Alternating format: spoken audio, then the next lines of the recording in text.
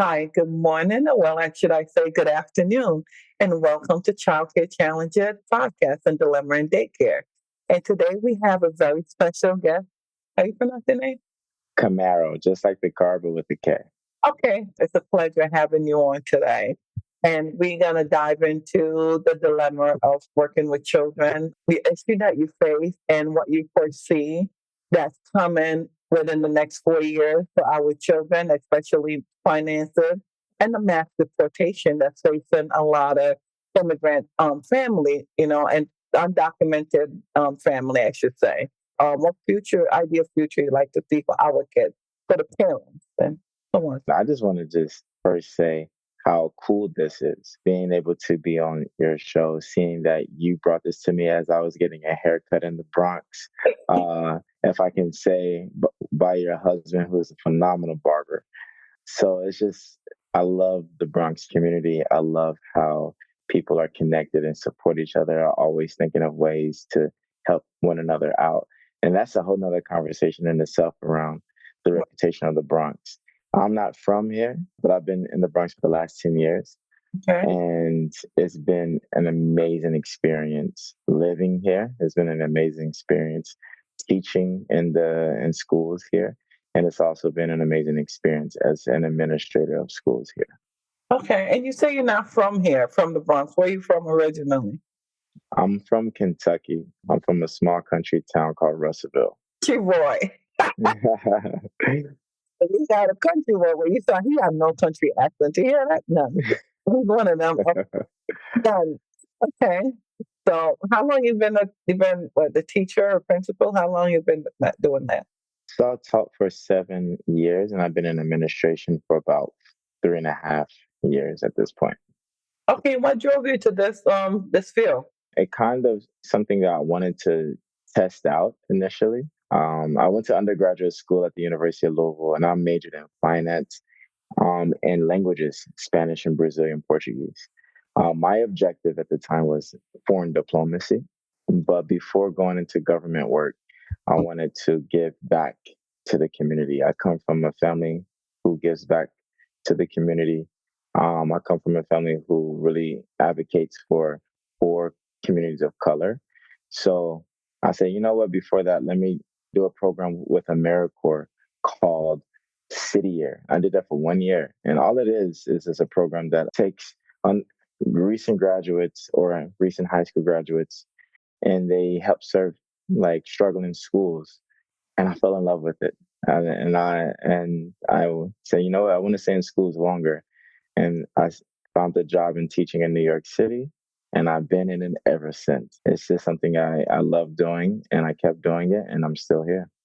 Okay, that's great. That's great. And as a parent, I like to see, have someone as positive image as you for my children, my son, especially our boys. I know my son have his dad, but as a parent, no matter what, you could teach your child at home, but they don't spend more time with us. They spend more time outside in the school, with teachers, with daycare provider like myself.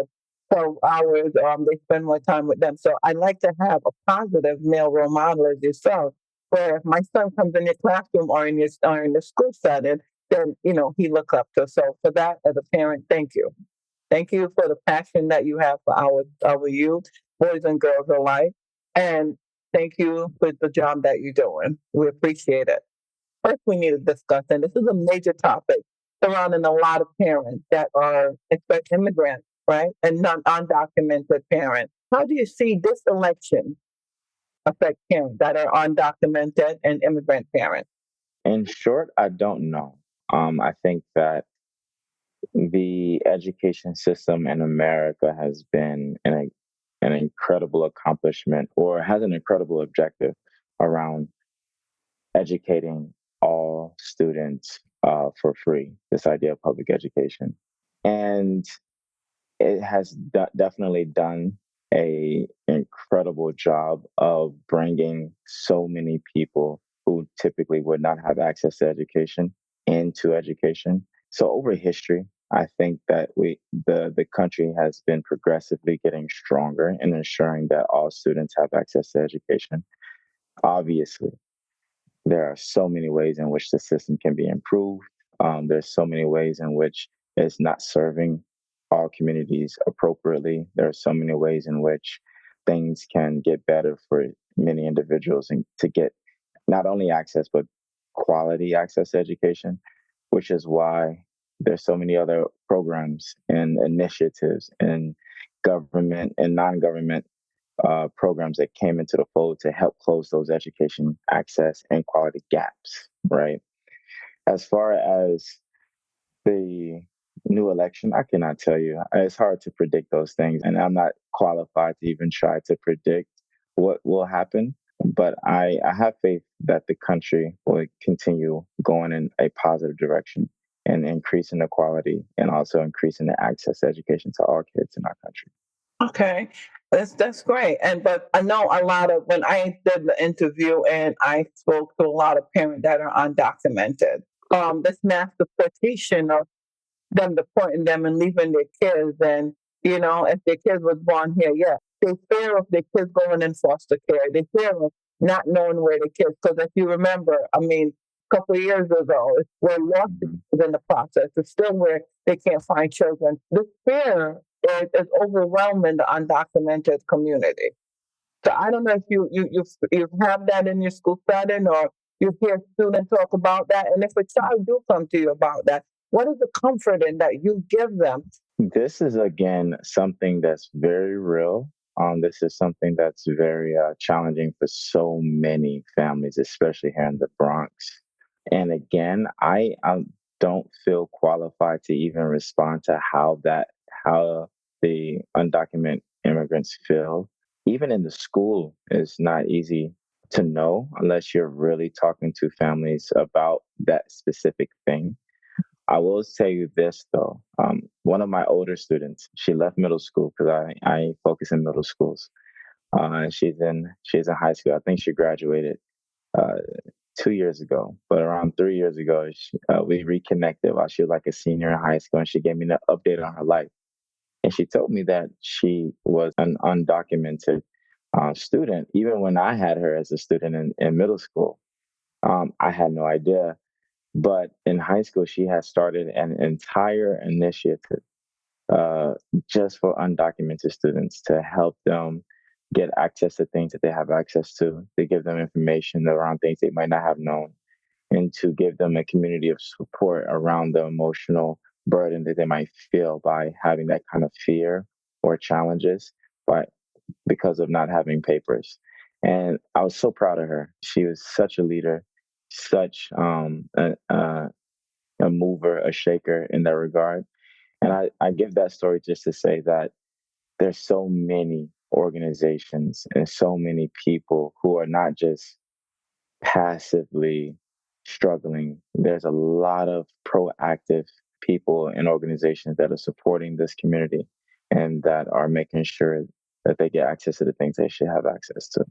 Okay, that's great. And let's go on the challenges that you face with with parents overall. How do you handle those challenges with parents? And I know a lot of educators that I interview are saying more parents involvement, right? How do you deal with kids that are coming in like have a bad morning and just don't want to talk, and children that have special needs?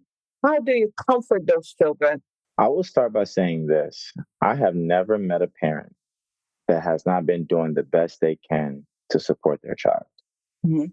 Never once. Every parent I have met is doing the best they can to support their child.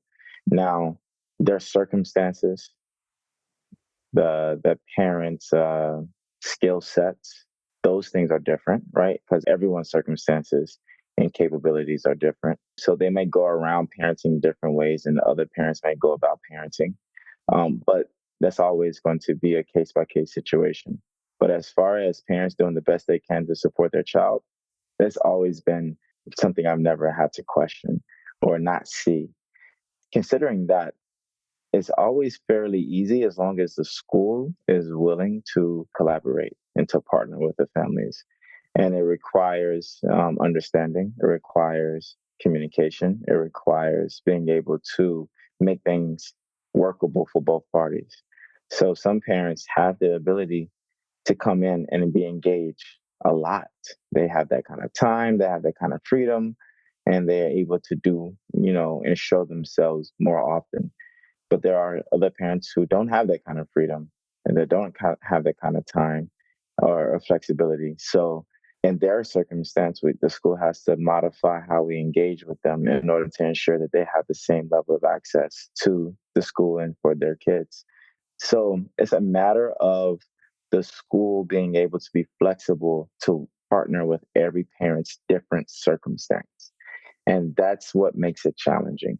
It's just the system bending, maneuvering in ways in which all families can get access to what they need to get. I would say that's the major challenge. And every community has their different challenges based on that, right? So in the Bronx, especially where I am, there are a lot of working parents. They don't have time to just call off work and come in to do different school activities for their kids, right? So that means we got to reshape the way we bring them in after their work times or via Zoom like this.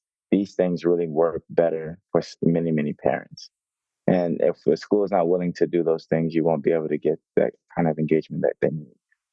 Okay, that's great. Actually, you're like one of the first that I interview and really make it modified to fit parent schedule, and that's what I believe too. Like there's a certain ways that you could do to just make parents involved with more, and especially single parents, right? Even married parents too, because if both parents are working, I hate the term to single out single parents, because in this big society when both parents have to work to run a household, right? It can't be like when our grandparents were growing up, where dad would work and grandma would stay home and watch the kids.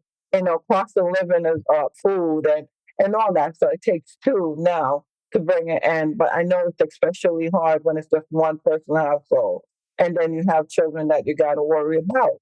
And as far as the psychological aspect of these children, when they come in and they having a bad day, and some of them, I understand what you're saying that the parents are there, but most of these kids, and I see kids where it's two parents household. I have in my daycare, I have children where there's one parent's household. I have children that's in foster care, so I get to see every different shape and form of life with these children. And when I talk to them, I realize that most of them that have two parents household, their biggest issue is mommy and daddy not spending enough time with them, right?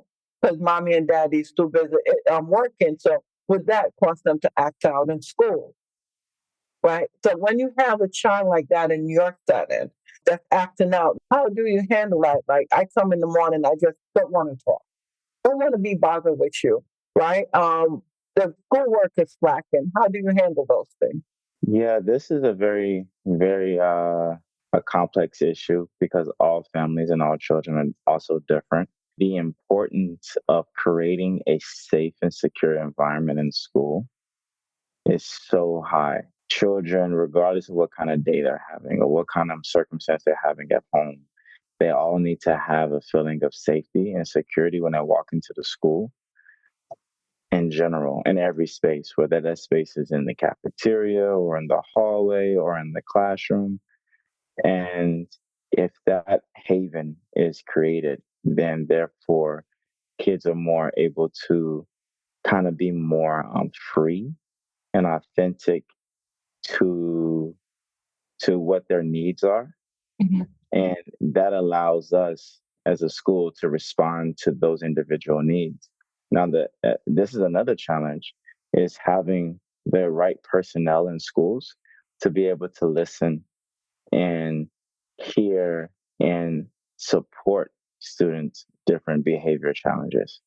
Right. So teachers obviously are very, very important, and they are our first lines of information when it comes to engaging students, but they are also teaching.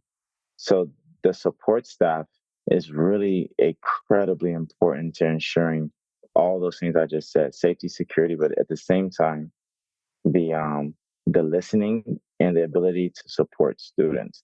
So this is where like social workers come into play, guidance counselors come into play, and different mental health services come into play, so that kids can really have a space to engage their actual challenges, their actual feelings outside of instruction, to really learn how to be in class in the most productive way.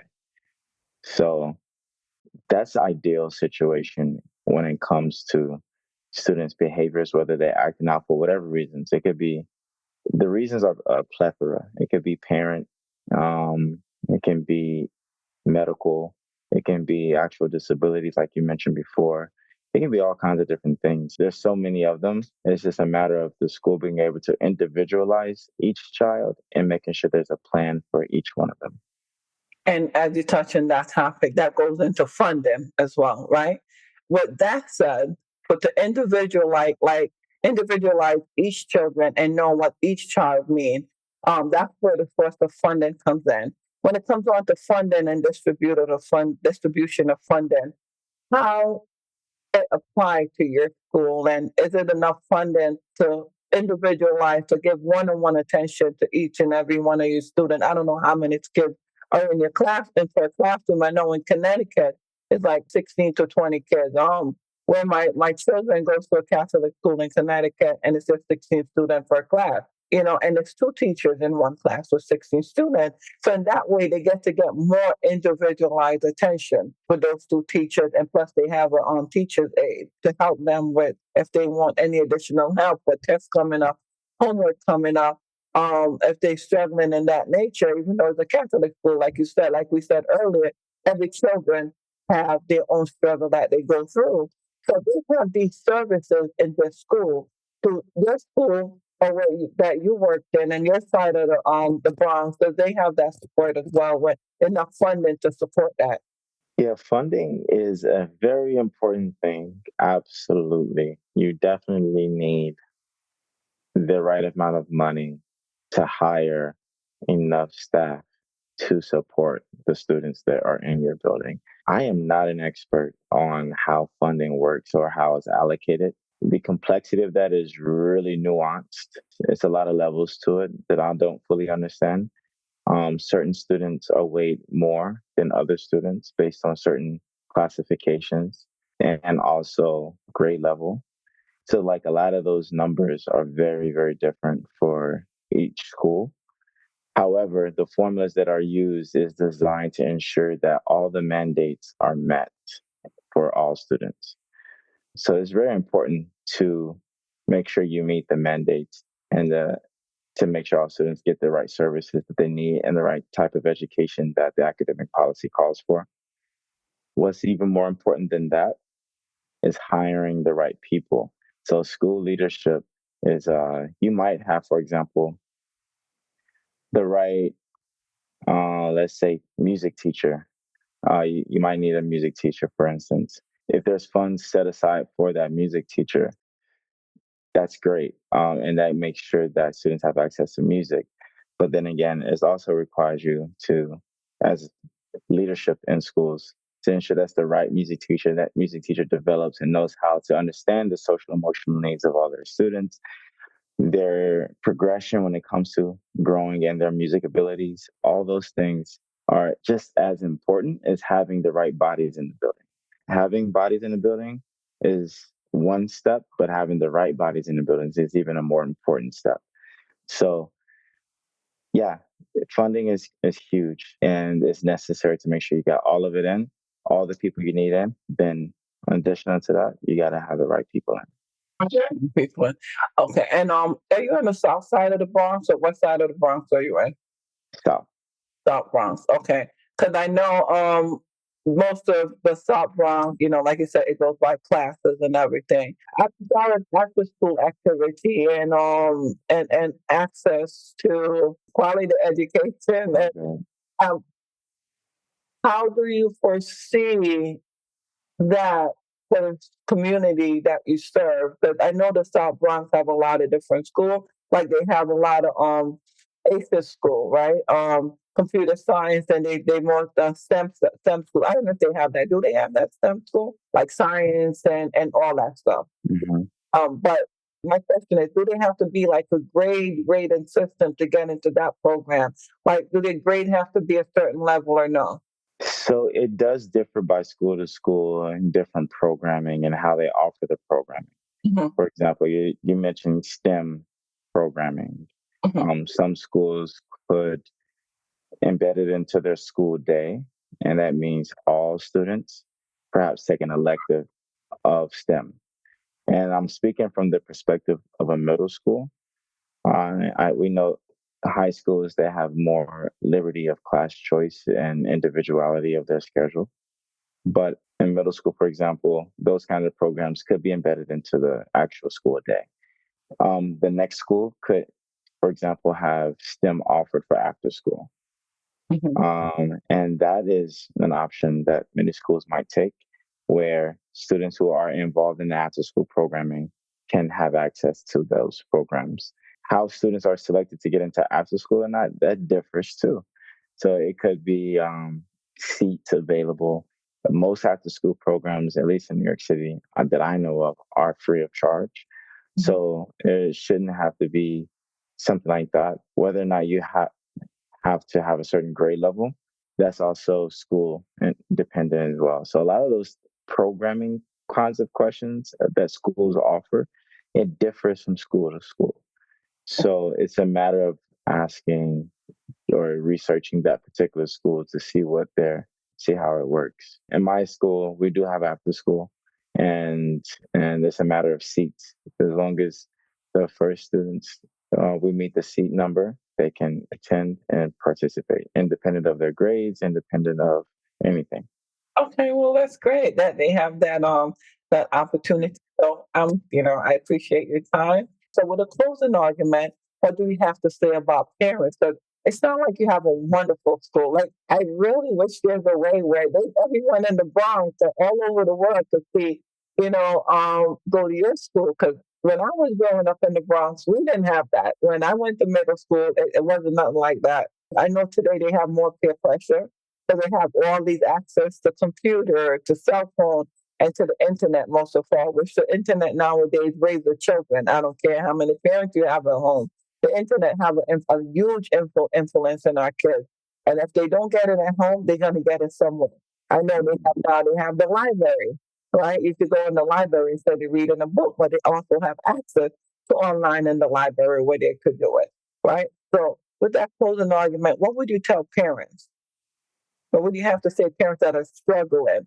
I know you said you have, and your school make a way for everyone to socialize, to engage with their kids.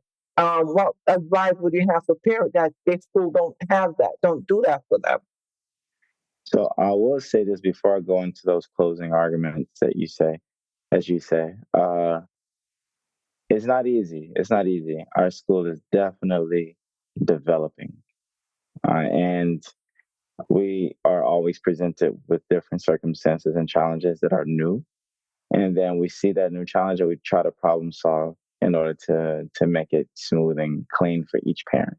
So it's not as easy as I say make it sound. Schools need really good teams and also really good leadership to really smooth out all those things to make it as easy as possible for parents to engage. So I would like to say that at first. But as far as parents, I'm not a parent. I don't actually have any children of my own. And I respect parenting. I think it's the hardest job in the world. And I admire the sacrifice that parents make. I think about my own mother and my own father. I think that my parents really gave me the lens in which I see parents through, which is always do your best to stay on top of your children. I know that my mom had the context of being able to show up a little bit more, and she would show up to my school unannounced Like me. all the time. And it wasn't even for the school, it was for me. She was like, I just want to make sure you ain't doing nothing, you know, you're not supposed to be doing. My best friends would say, boss, man, your mom has better attendance than I do. Like she would come all the time. And she also held accountable the schools as well. She would say, hey, principal, hey, guidance counselor, hey, teacher, aren't you supposed to be doing this? Why is my child not receiving this? And Mhm. she held the school accountable. And as a result, I was able to graduate, go to college for free, to get several degrees and move on with my life, you know? It was all because my mom was on top of it. So I guess I would say that to parents: hold schools accountable. Definitely advocate for your child, advocate for what they need, because you're the most important advocate. Okay. Well, thank you for coming today. And I look forward to doing another interview with you. And I just like your positive energy. You're smooth. And I hope one day my sons, I have three, will grow up to be Yeah. the that I see within you. And thank you. Thank you for this. Day caring is an equally important thing in this podcast. I hope you take off and have great success here as well. Yeah. Well, thank you.